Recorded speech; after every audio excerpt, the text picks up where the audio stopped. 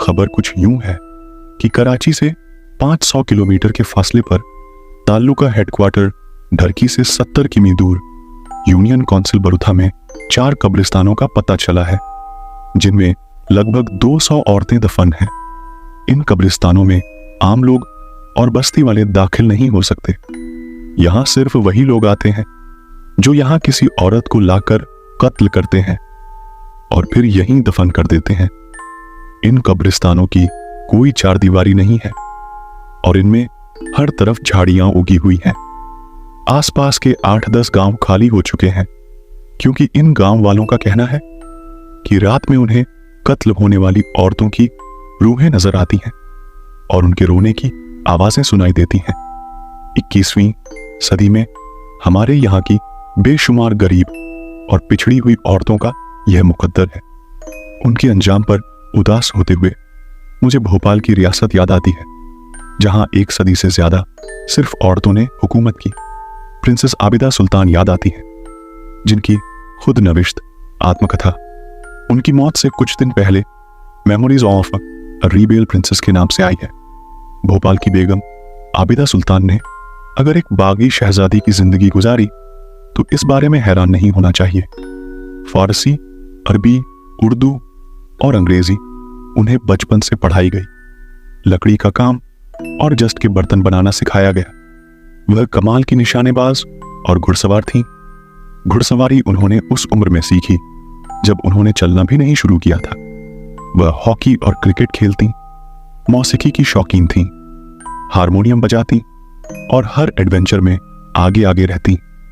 Car चलाती तो उसकी रफ्तार से साथ बैठने वालों की चीखें निकल जाती। मुहिमजुई, एडवेंचर उनके मिजाज का हिस्सा थी। ऐसे में साबिकत पूर्व बेगम भोपाल सुल्तान जहां बेगम की निगरानी में कड़े पर्दे की पाबंदी करना उनके लिए एक सज्जा थी। 12 बरस की उम्र में जाकर वह वाली अहद उत्तराधिकारी नामजद की गई तो शाही जुलूस में वह इस हुलिये में शामिल थी कि उनका पूरा वजूद एक काले बुर्के में लिपटा हुआ था और सियाह बुर्के की टोपी पर ताज जगमगा रहा था। यह सब कुछ आबिदा सुल्तान के लिए अजाब से कम न था। आखिरकार उन्होंने रस्सियां उड़ाई, कमर से नीचे आने वाले बाल काट कर फेंके, पर्दा तर्क किया, छोड़ा और भोपाल की सड़कों पर मोटरसाइकिल दौड़ाने लगी। एक मर्तबा घर से फरार हुई और भेस बदलकर हवाई जहाज उड़ाना सीखती रही। उधर भोपाल के नवाब उनकी तलाश में हिंदुस्तान भर की खाक छानते रहे। शादी हुई, एक बेटा पैदा हुआ। शहजादी की शादी को नाकाम होना था, सो हो गई।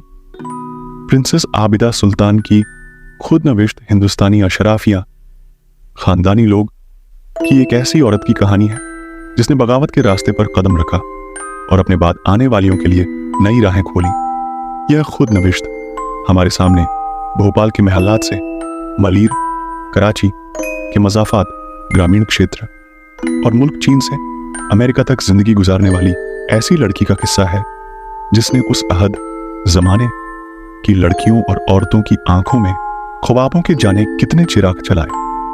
लेकिन मुझे घोटकी ढरकी के कब्रिस्तान में दफन वे कारी औरतें याद आती हैं जिनके लिए किसी आंख से आंसू नहीं गिरते और जिनकी कब्र पर कोई चिराग नहीं जलता।